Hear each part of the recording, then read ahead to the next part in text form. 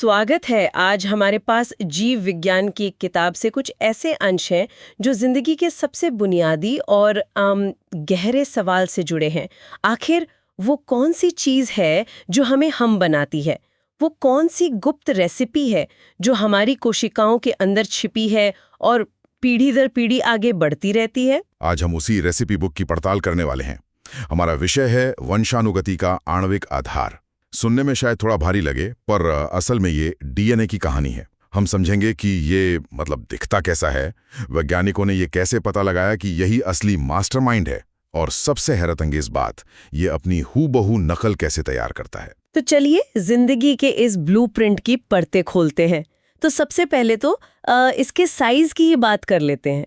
DNA मतलब ये एक बहुत ही लंबा अणु है ना? बहुत लंबा। मैंने कहीं पढ़ा था कि अगर एक इंसान की कोशिका से डीएनए निकाले तो वो करीब 2.2 मीटर लंबा होगा। जी बिल्कुल, 2.2 मीटर। शानदार पैकेजिंग चमत्कारों में से एक है, और इस पैकेजिंग को समझने के लिए हमें पहले उस धागे को ही समझना होगा।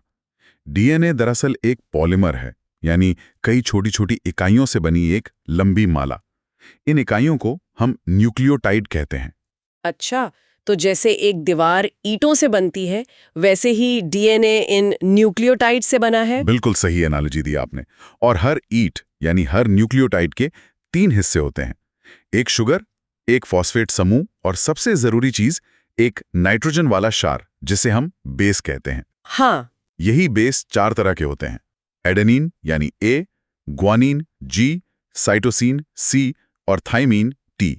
आप कह सकती हैं कि जिंदगी की पूरी किताब बस इन्हीं 4 अक्षरों से लिखी गई है। और यहीं पर 1953 में जेम्स वॉटसन और फ्रांसिस क्रिक ने एक बहुत बड़ा खुलासा किया था। जी। उन्होंने बताया कि ये सिर्फ एक धागा नहीं, बल्कि एक घुमावदार सीढ़ी है जिसे डबल हेलिक्स कहते हैं। एकदम सही, वो एक घुमावदार सीढ़ी है जिसके दोनों किनारे यानी रेलिंग शुगर और फॉस्फेट से बने होते हैं, और सीढ़ी के पायदान जिन पर हम पैर रखते हैं, हाँ, वो इन्हीं बेस की जोड़ियों से बनते हैं। और यहाँ एक बहुत मजबूत नियम काम करता है। कौन सा नियम? इसे हम बेस पेयरिंग का नियम कहते हैं। एडेनिन मतलब ए हमेशा सिर्फ थाइमीन यानी टी के साथ ही जोड़ी बनाता है, 2 हाइड्रोजन बॉन्ड के साथ, और ग्वानिन जी हमेशा सिर्फ साइटोसिन सी के साथ जुड़ता है, 3 हाइड्रोजन बॉन्ड के साथ। ए की दोस्ती टी से, जी की दोस्ती सी से, बस। तो ये जो एटी और जीसी की जोड़ी है, ये तो सिर्फ एक नियम नहीं हुआ, ये तो जीवन का सबसे बड़ा सेफ्टी मैकेनिज्म लगता है। कैसे? मतलब अगर एक तरफ का धागा टूट भी जाए या खराब हो जाए, तो कोशिका इसी नियम का इस्तेमाल करके उसे हूबहू मरम्मत कर सकती है। ये तो प्रकृति का built in auto correct feature हुआ। क्या बात है, आपने बिल्कुल सही नब्ज पकड़ी है। यही पूरकता या कॉम्प्लीमेंटैरिटी डीएनए की सबसे बड़ी ताकत है। और एक और मजेदार बात बताइए। ये दोनों धागे एक दूसरे के उल्टे चलते हैं, जिसे हम एंटी पैरेलल कहते हैं। सोचिए जैसे एक हाईवे पर गाड़ियां 2 लेन में आमने सामने चलती हैं, एक उत्तर की तरफ तो दूसरी दक्षिण की तरफ। बिल्कुल। डीएनए के ये दोनों धागे भी ऐसे ही हैं। एक की दिशा 5 प्राइम से 3 प्राइम होती है, तो दूसरे की 3 प्राइम से 5 प्राइम। और ये छोटी सी बात जरूर किसी बड़े काम की होगी, जिसका पता हमें शायद आगे चले। चलिए अब इस कहानी के दूसरे पड़ाव पर चलते हैं। हमें ये तो पता चल गया कि डीएनए की बनावट बहुत खास है, लेकिन उस जमाने में वैज्ञानिक इस नतीजे पर पहुंचे कैसे? ये एक जासूसी कहानी से कम नहीं है। बिल्कुल। कहानी का सीन है 1920 का दशक। वैज्ञानिकों को इतना तो पता था कि कोई चीज है जो माता पिता से बच्चों में जाती है, पर वो चीज क्या थी? 2 बड़े संदिग्ध थे, प्रोटीन और डीएनए। और प्रोटीन उस समय का सुपरस्टार था, है ना? हर किसी को लगता था कि वही असली खिलाड़ी होगा। सही कहा। मेरा मतलब प्रोटीन 20 अलग अलग अमीनो एसिड से बनते हैं, कितने जटिल होते हैं, जबकि डीएनए में तो बस 4 अक्षर थे, ए टी सी जी। भला ये सरल सा धागा इतनी बड़ी कहानी कैसे लिख सकता है? यही सब सोचते थे। सबको लगता था कि प्रोटीन ही मुजरिम है। लेकिन फिर 1928 में फ्रेडरिक ग्रिफिथ नाम के एक वैज्ञानिक ने एक बड़ा सुराग खोज निकाला। उन्होंने निमोनिया फैलाने वाले बैक्टीरिया स्ट्रेप्टोकोकस निमोनी पर एक प्रयोग किया। अच्छा, वो चिकने और खुरदुरे बैक्टीरिया वाला प्रयोग। वही। चिकने वाले एस टाइप जानलेवा थे, और खुरदरे वाले आर टाइप बेचारे हार्मलेस थे। ग्रिफिथ ने देखा कि जब उन्होंने गर्मी से मरे हुए जानलेवा एस बैक्टीरिया को जिंदा आर बैक्टीरिया के साथ मिलाया, और चूहे में डाल दिया? हाँ, तो चूहा मर गया। और हैरानी की बात यह थी कि मरे हुए चूहे के खून में जिंदा एस बैक्टीरिया मिले। यानी मरे हुए बैक्टीरिया में से कोई भूत निकलकर जिंदा बैक्टीरिया में घुस गया और उसे बदल दिया, उसे भी जानलेवा बना दिया। बिल्कुल। ग्रिफिथ ने इसे ट्रांसफॉर्मिंग प्रिंसिपल कहा, लेकिन वो ये नहीं बता पाई कि ये भूत आखिर था क्या, प्रोटीन, डीएनए या कुछ और। तो केस अनसुलझा रह गया। हाँ, करीब 16 साल तक। फिर 1944 में 3 और जासूस, ऑसवर्ल्ड एवरी, कॉलिन मैक्लियॉर्ड और मैकलिन मैकार्टी ने इस केस को दोबारा खोला। उन्होंने ग्रिफिथ वाले प्रयोग को टेस्ट ट्यूब में दोहराया। उन्होंने मरे हुए एस बैक्टीरिया का अर्क लिया और उसमें से एक एक संदिग्ध को बाहर निकाला। कैसे? उन्होंने ऐसे एंजाइम इस्तेमाल किए जो किसी एक खास चीज को नष्ट कर देते हैं। जब उन्होंने प्रोटीएज, जो प्रोटीन को पचाता है, डाला, तब भी आर बैक्टीरिया एस बैक्टीरिया में बदल रहे थे। मतलब प्रोटीन वो भूत नहीं था? नहीं। जब उन्होंने आरएनएज, जो आरएनए को पचाता है, डाला, तब भी बदलाव जारी रहा। लेकिन जैसे ही उन्होंने डीएनएज डाला, मतलब जो डीएनए को पचाता है, सारा खेल रुक गया, रूपांतरण बंद हो गया। ये एक बहुत बड़ा सबूत था कि वो ट्रांसफॉर्मिंग प्रिंसिपल और कोई नहीं बल्कि डीएनए ही था। केस सॉल्व अब। पर विज्ञान की दुनिया इतनी आसानी से नहीं मानती। हाँ। उन्हें एक और मजबूत अकाट्य सबूत चाहिए था। हाँ, और वो निर्णायक सबूत आया 1952 में एल्फ्रेड हर्शे और मार्था चेस के एक बेहद शानदार प्रयोग से। इसे ब्लेंडर एक्सपेरिमेंट भी कहते हैं। ब्लेंडर मतलब किचन वाला मिक्सर ग्राइंडर? हाँ, लगभग वैसा ही। उन्होंने बैक्टीरियोफेज का इस्तेमाल किया। यह एक तरह का वायरस है जो सिर्फ बैक्टीरिया पर हमला करता है। यह एक छोटे से इंजेक्शन की तरह होता है, अपना जेनेटिक मटेरियल बैक्टीरिया के अंदर डाल देता है और बाकी शरीर बाहर रह जाता है। तो उन्होंने इस वायरस को एक तरह से रंग दिया ताकि देख सके कि अंदर क्या जा रहा है। एकदम सही। उन्होंने वायरस के प्रोटीन वाले बाहरी खोल को रेडियोधर्मी सल्फर से रंगा, क्योंकि प्रोटीन में सल्फर होता है, डीएनए में नहीं। और डीएनए को रेडियोधर्मी फास्फोरस से रंगा, क्योंकि डीएनए में फास्फोरस होता है, प्रोटीन में नहीं। अब उनके पास 2 तरह के रंगे हुए वायरस थे। और फिर उन्होंने इन रंगे हुए वायरस से बैक्टीरिया पर हमला करवाया। बिल्कुल। संक्रमण के कुछ देर बाद उन्होंने सचमुच में एक ब्लेंडर का इस्तेमाल किया ताकि वायरस के जो बाहरी खोल बैक्टीरिया से चिपके हुए थे वो अलग हो जाएं। फिर जब उन्होंने जांच की तो नतीजा शीशे की तरह साफ था। क्या मिला? जिन बैक्टीरिया पर प्रोटीन रंगे वायरस ने हमला किया था उनके अंदर कोई रेडियोधर्मिता नहीं मिली, लेकिन जिन पर डीएनए रंगे वायरस ने हमला किया था वो बैक्टीरिया रेडियोधर्मी हो गए थे। मतलब ये साबित हो गया कि वायरस बैक्टीरिया के अंदर अपना डीएनए ही भेजता है, प्रोटीन नहीं। और इसी के साथ हमेशा के लिए ये बहस खत्म हो गई। असली मास्टरमाइंड डीएनए था। Case closed. ठीक है, तो डीएनए ही जीवन का मास्टर ब्लूप्रिंट है। लेकिन हमने आरएनए का भी जिक्र सुना है जो इसका करीबी रिश्तेदार लगता है। इन दोनों में क्या वही फर्क है जो एक पत्थर पर लिखी इबारत और रेत पर लिखी इबारत में होता है? मतलब डीएनए ज्यादा पक्का है और आरएनए थोड़ा कच्चा? ये एक बहुत अच्छी एनालॉजी है। दोनों न्यूक्लिक एसिड हैं, पर कुछ बुनियादी अंतर हैं। पहला, आरएनए में थाइमीन यानी टी की जगह यूरेसिल यू नाम का बेस होता है। दूसरा, इसकी शुगर थोड़ी अलग होती है जिसे राइबोस कहते हैं। और तीसरा, यह आमतौर पर सिंगल स्टैंडर्ड होता है, एक अकेले धागे जैसा। और यही अंतर इसे कम स्थिर बनाते हैं। हाँ, खासकर शुगर वाला अंतर। आरएनए की राइबोस शुगर में एक एक्स्ट्रा हाइड्रोक्सिल ग्रुप होता है। ये एक बेचैन हाथ की तरह है जो हमेशा किसी से जुड़ने के लिए तैयार रहता है। इसी वजह से आरएनए ज्यादा रिएक्टिव और कम स्थिर होता है, आसानी से टूट सकता है। अच्छा। डीएनए ने उस हाथ को हटा दिया और खुद को एक डबल हेलिक्स के कवच में बंद कर लिया ताकि जानकारी सदियों तक सुरक्षित रहे। तो डीएनए एक सुरक्षित तिजोरी है जिसमें मास्टर रेसिपी रखी है और आरएनए उस रेसिपी की एक फोटोकॉपी है जिसे किचन में ले जाके इस्तेमाल किया जाता है और काम खत्म होने के बाद उसे फेंक भी सकते हैं। बिल्कुल। इसीलिए एक थ्योरी है जिसे आरएनए वर्ल्ड कहते हैं। माना जाता है कि पृथ्वी पर जीवन की शुरुआत में आरएनए ही हीरो था।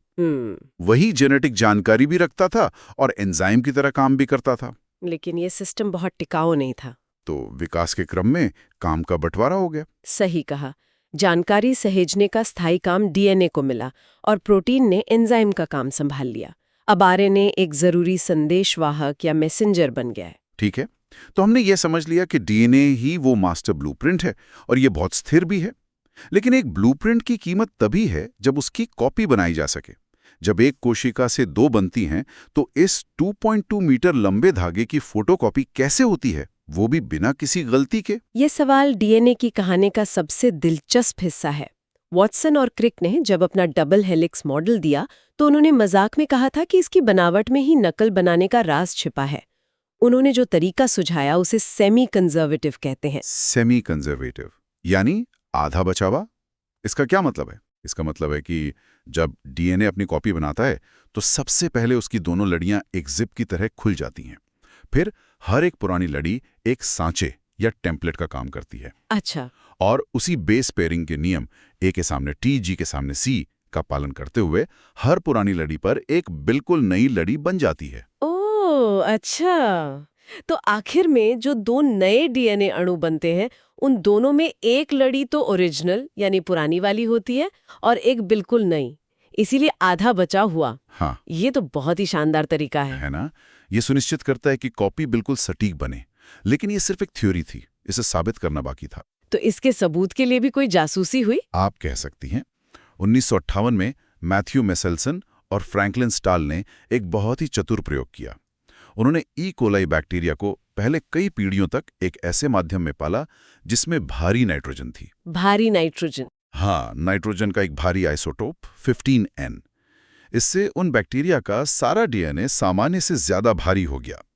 फिर उन्होंने इन भारी डीएनए वाले बैक्टीरिया को निकालकर एक सामान्य हल्के नाइट्रोजन 14N वाले माध्यम में डाल दिया। और फिर वो इंतजार करने लगे कि बैक्टीरिया अपनी कॉपी बनाए? बिल्कुल। ठीक एक पीढ़ी के बाद, जो ई कोलाई के लिए करीब 20 मिनट है, उन्होंने बैक्टीरिया से डीएनए निकाला और उसे टेस्ट ट्यूब में सेंट्रीफ्यूज करके देखा। उन्होंने पाया कि सारा का सारा डीएनए न तो भारी था और न ही हल्का, बल्कि ठीक बीच के घनत्व का था। मतलब हाइब्रिड। एक लड़ी भारी 15N वाली और एक लड़ी नई और हल्की 14N वाली। ये तो सेमी कंजर्वेटिव मॉडल का सीधा सबूत है। यही तो। हाँ। और जब उन्होंने दूसरी पीढ़ी के बाद यानी 40 मिनट बाद देखा तो उन्हें आधा डीएनए हाइब्रिड मिला और आधा बिल्कुल हल्का। ये परिणाम सेमी कंजर्वेटिव मॉडल के लिए एक और मजबूत पुष्टि थी। थ्योरी सच साबित हुई थी। ये प्रक्रिया जितनी सरल लगती है उतनी होगी नहीं। जाहिर है कि ये अपने आप नहीं होता होगा, इसमें कोई मशीनरी तो लगती होगी। बिल्कुल, ये एक बेहद जटिल और समन्वित प्रक्रिया है जिसमें कई तरह के प्रोटीन और एंजाइम काम करते हैं। जैसे एक फैक्ट्री में बहुत सारी मशीनें लगी हों। इस फैक्ट्री का सबसे मुख्य वर्कर है एक एंजाइम जिसका नाम है डीएनए पॉलीमरेज। पॉलीमरेज यानी पॉलीमर बनाने वाला। सही पकड़ा। यही वो मशीन है जो पुरानी लड़ी को पढ़ के नई लड़ी में एक एक करके सही न्यूक्लियोटाइड जोड़ती जाती है। ये अविश्वसनीय रूप से तेज और सटीक है, लेकिन इसकी एक आदत है। ये सिर्फ एक ही दिशा में काम कर सकती है, 5 प्राइम से 3 प्राइम वाली दिशा में। अच्छा, तो ये वही हाईवे वाली बात काम आ गई, क्योंकि दोनों लड़ियां तो उल्टी दिशा में हैं, तो एक लड़ी पर तो ये मशीन सीधे चलती जाएगी, लेकिन दूसरी उल्टी लड़ी पर क्या होगा? बहुत अच्छा सवाल है। दूसरी उल्टी लड़ी पर यह मशीन उल्टी दिशा में नहीं चल सकती, इसलिए ये थोड़ा आगे जाती है, रुकती है और फिर पीछे से आके एक टुकड़ा बनाती है। यह प्रक्रिया टुकड़ों में होती है। इन टुकड़ों को ओकाज़ाकी फ्रैगमेंट्स कहते हैं। बाद में एक और एंजाइम जिसे डीएनए लाइगेज कहते हैं आकर इन टुकड़ों को गोंद की तरह जोड़ देता है। वाह, मतलब एक तरफ काम लगातार चलता है और दूसरी तरफ कट पेस्ट जैसा काम होता है। प्रकृति का जुगाड़ भी कमाल का है। तो आज हमने जिंदगी के कोड यानी डीएनए की बनावट को समझा, उसकी खोज की जासूसी कहानी सुनी और ये भी देखा कि ये कोशिका के अंदर अपनी लगभग परफेक्ट कॉपी कैसे तैयार करता है। ये सच में एक अजूबा है। बिल्कुल। और अंत में सोचने के लिए एक विचार छोड़ जाते हैं। डीएनए की नकल बनाने का ये सेमी कंजर्वेटिव तरीका बैक्टीरिया से लेकर व्हेल और इंसानों तक पृथ्वी के लगभग हर जीव में एक जैसा है। ये इस बात का कितना बड़ा सबूत है कि हम सब कहीं न कहीं एक ही जीवन वृक्ष की शाखाएं हैं। और साथ ही ये भी सोचिए कि इस लगभग परफेक्ट नकल बनाने की प्रक्रिया में कभी-कभी होने वाली छोटी-छोटी गलतियां, जिन्हें हम म्यूटेशंस कहते हैं, ही विकास का कच्चा माल बनती हैं। वही गलतियां हैं जो अंत में उस विशाल जैव विविधता को जन्म देती हैं जो हम आज अपने चारों ओर देखते हैं। आज की चर्चा में आपका स्वागत है। सोचिए, आपके हाथ में दुनिया की सबसे कमाल की रेसिपी बुक है, जीवन की रेसिपी बुक, हमारा डीएनए। पर इसमें एक पेंच है। ये जो मास्टर कॉपी है, ये इतनी कीमती है कि आप इसे लाइब्रेरी से बाहर नहीं ले जा सकते। तो आप क्या करेंगे? जाहिर है कॉपी बनानी पड़ेगी। बिल्कुल। आप किचन में ले जाने के लिए उसकी एक फोटोकॉपी बनाएंगे, उस कॉपी को पढ़ेंगे और फिर उससे अपनी डिश तैयार करेंगे। और आज हम इसी शानदार प्रक्रिया की गहराई में उतर रहे हैं।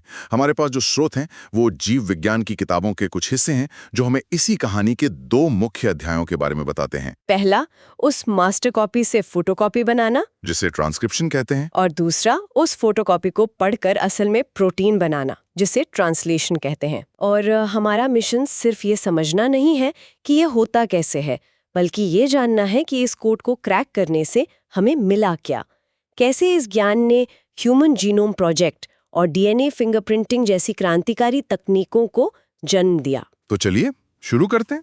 तो पहला कदम है मास्टर ब्लूप्रिंट यानी डीएनए से एक वर्किंग कॉपी यानी आरएनए बनाना। इसे ट्रांसक्रिप्शन कहते हैं। लेकिन यहाँ एक बात मुझे थोड़ी अजीब लगी। क्या? डीएनए तो एक 2-धारी सीढ़ी जैसा होता है ना, उसकी 2 लड़ियां होती हैं, तो फिर हम सिर्फ एक ही लड़ी की कॉपी क्यों बनाते हैं? ये तो आधी जानकारी को नजरअंदाज करने जैसा हुआ। क्या ये ज्यादा फायदेमंद नहीं होता कि दोनों से जानकारी ली जाए? हाँ, देखिए, ये सवाल बहुत कमाल का है और इसका जवाब ही इस प्रक्रिया की खूबसूरती दिखाता है। अच्छा। प्रकृति ने ऐसा डिजाइन क्यों किया? इसके 2 बड़े कारण हैं। पहला, अगर हम दोनों लड़ियों की कॉपी बनाते तो हमारे पास 2 अलग-अलग आरएनए अणु होते। ओह। और ये दोनों 2 अलग-अलग तरह के प्रोटीन बनाने के निर्देश देते। एक ही जगह से 2 अलग-अलग कमांड्स। इससे तो पूरी जेनेटिक मशीनरी में आप सोचिए कंफ्यूजन मच जाता। अच्छा, मतलब एक ही जीन से 2 अलग-अलग निर्देश निकलते जो गड़बड़ी पैदा कर सकते थे। समझ गई। और दूसरा कारण? दूसरा कारण और भी दिलचस्प है। डीएनए की दोनों लड़ियां एक दूसरे की पूरक होती हैं, कॉम्प्लीमेंट्री। तो उनसे बनने वाले दोनों आरएनए अणु भी एक दूसरे के पूरक होते हैं। ठीक है। जैसे ही वे बनते हैं, वे आपस में चुंबक की तरह चिपक कर एक डबल स्टैंडर्ड आरएनए बना लेते हैं।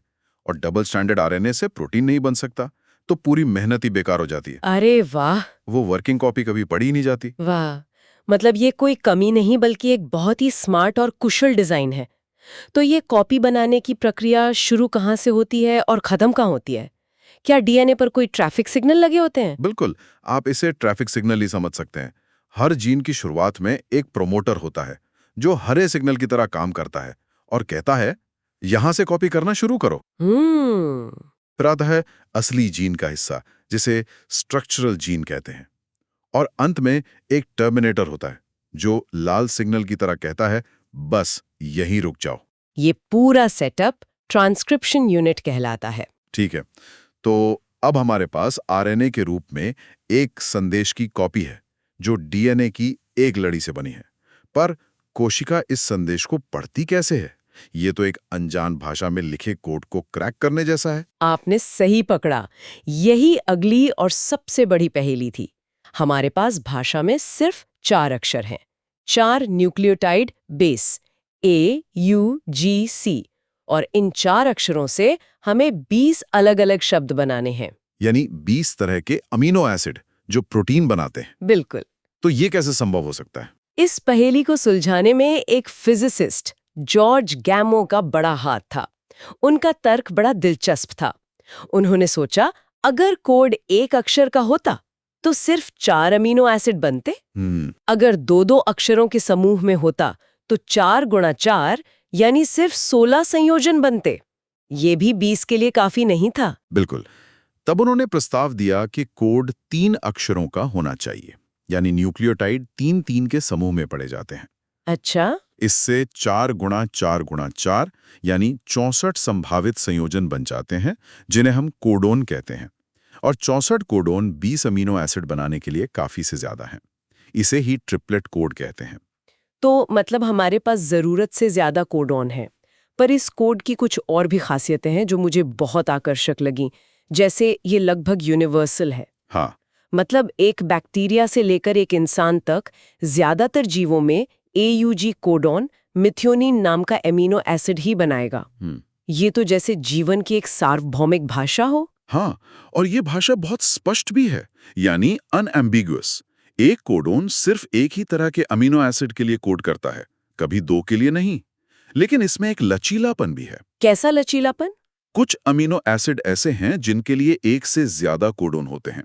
इसे हम डीजेनरेट कोड कहते हैं। एक मिनट, डीजेनरेट का मतलब तो खराब या बिगड़ा हुआ होता है। ये तो सिस्टम में गड़बड़ी या फालतूपन जैसा लगता है। प्रकृति इतनी सटीक होती है, तो यहाँ ऐसा क्यों? ये एक शानदार सवाल है। यहाँ डीजेनरेट का मतलब बिगड़ा हुआ नहीं बल्कि अतिरिक्त है, और ये कोई खामी नहीं बल्कि एक बहुत बड़ा फायदा है। फायदा कैसे? ये एक सेफ्टी नेट की तरह काम करता है। इसका मतलब है कि कभी-कभी डीएनए में लिखने में छोटी-मोटी गलती यानी म्यूटेशन हो भी जाए तो भी बहुत संभावना है कि नया कोडोन भी उसी अमीनो एसिड को बना दे। ओह, अच्छा। इस तरह ये सिस्टम खुद को छोटी-मोटी गलतियों के असर से बचाता है। ये एक बिल्ट इन शॉक अब्जॉर्बर है। कमाल है।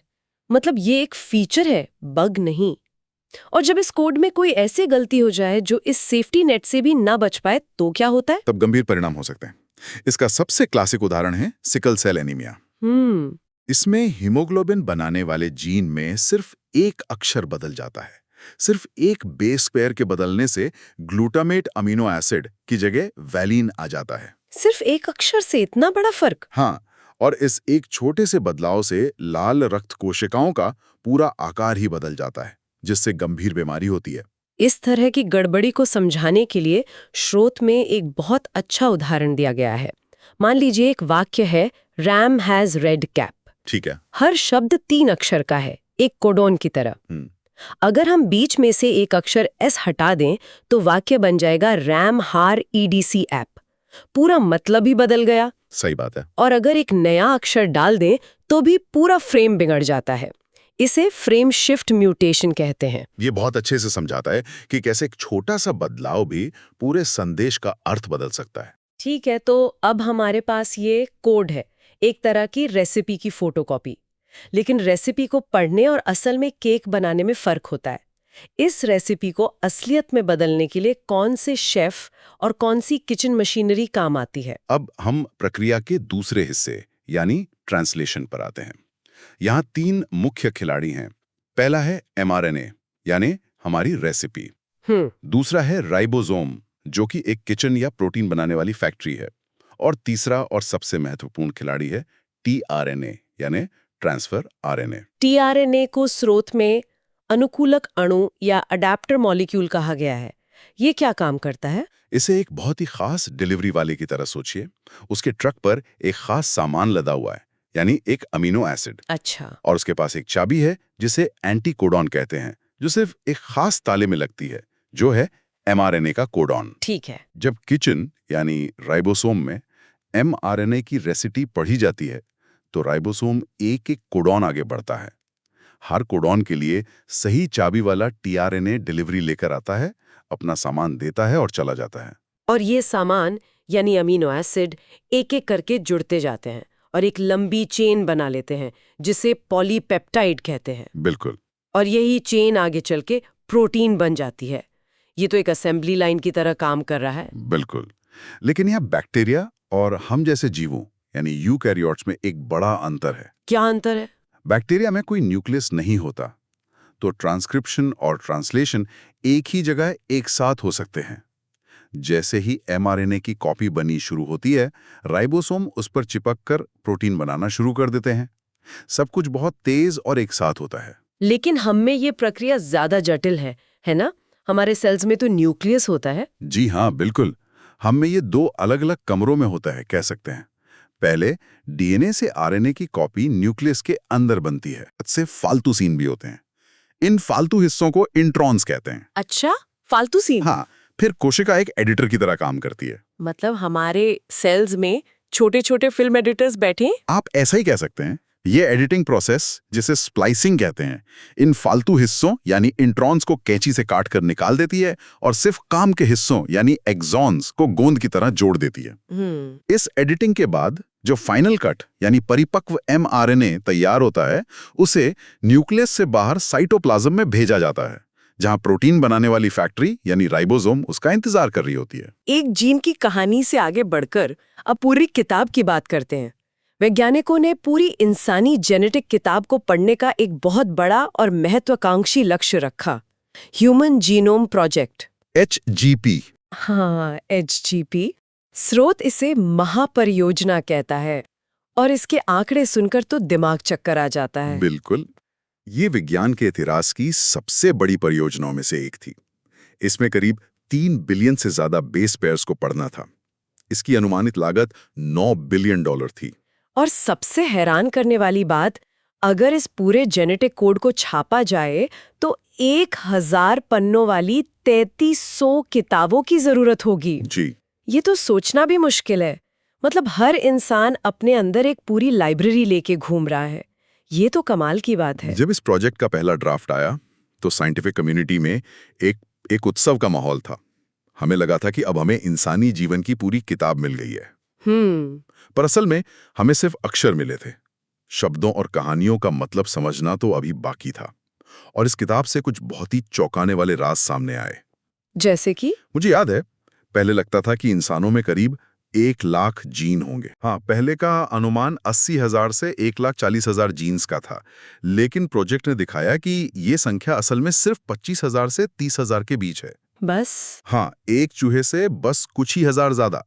ये हमारे अहंकार के लिए एक बड़ा झटका था। और एक और बात जो मुझे चकित करती है वो ये है कि हम सभी इंसानों का डीएनए 99.9% एक जैसा है। हम सब आनुवंशिक रूप से इतने मिलते जुलते हैं, ये सोचना ही कितना अद्भुत है। और शायद सबसे बड़ा रहस्य उद्घाटन ये था कि हमारे पूरे जीनोम का 2% से भी कम हिस्सा सीधे तौर पर प्रोटीन बनाने के लिए कोड करता है। 1 मिनट, सिर्फ 2%? तो बाकी के 98% डीएनए का क्या? क्या वो सब कचरा है? क्या हमारी जेनेटिक लाइब्रेरी की 98% किताबें खाली पन्नों की है? दशकों तक वैज्ञानिक यही मानते रहे और इसे जंक डीएनए कहते थे। ये खोज एक धमाके की तरह थी। हमें अचानक पता चला कि हम सिर्फ किताब के 2% हिस्से को ही पढ़ रहे थे। तो अब क्या माना जाता है? अब ये माना जाता है कि ये बाकी का 98% हिस्सा हमारे शरीर का ऑपरेटिंग सिस्टम हो सकता है, जो ये नियंत्रित करता है कि कौन सा जीन कब और कहां चालू या बंद होगा। असली कहानी तो शायद इसी 98% में छिपी है। और इसी 98% हिस्से से डीएनए फिंगरप्रिंटिंग का आइडिया भी जोड़ा है ना? बिल्कुल। वो जो 0.1% का अंतर है जो हम सबको एक दूसरे से अलग बनाता है, उसका एक बड़ा हिस्सा इसी नॉन कोडिंग डीएनए में पाया जाता है। अच्छा। इस हिस्से में डीएनए के कुछ छोटे छोटे टुकड़े बार बार दोहराए जाते हैं, जैसे किसी शब्द में हकलाहट हो। इन्हें रिपीटेटिव सीक्वेंस कहते हैं। हकलाहट, ये अच्छा उदाहरण है। हाँ, और हर इंसान में इन हकलाहटों या दोहराव की संख्या अलग अलग होती है। वैज्ञानिक एलिक जेफरीज ने इसी अनोखे पैटर्न को पकड़ा। उन्होंने इन दोहरावों को, जिन्हें VNTRs कहते हैं, हर व्यक्ति के लिए एक अद्वितीय जेनेटिक बारकोड के रूप में इस्तेमाल करने की तकनीक विकसित की। क्योंकि हर व्यक्ति में इन VNTRs का पैटर्न अलग होता है, ये फोरेंसिक विज्ञान और पितृत्व परीक्षण जैसे मामलों में पहचान का एक बहुत ही शक्तिशाली उपकरण बन गया है। तो आज हमने एक अविश्वसनीय यात्रा की है, एक जीन में छिपे 3 अक्षरों के कोड से शुरू करके 3300 किताबों जितनी विशाल पूरी इंसानी जेनेटिक लाइब्रेरी तक।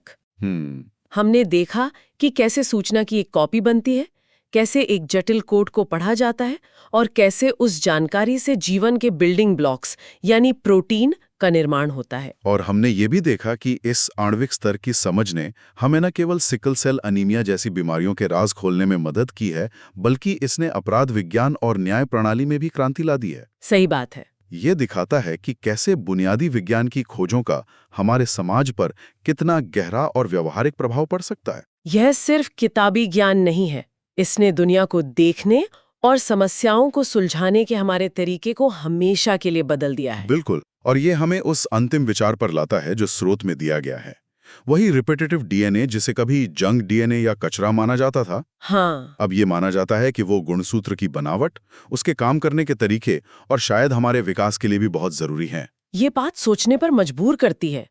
हमारे जैविक ज्ञान में और कौन सी चीजें हैं जिन्हें हम आज जंक या महत्वहीन समझते हैं, जो बस भविष्य में किसी नए दृष्टिकोण या किसी नई तकनीक का इंतजार कर रही हैं ताकि वे अपने गहरे और असली उद्देश्य को प्रकट कर सकें।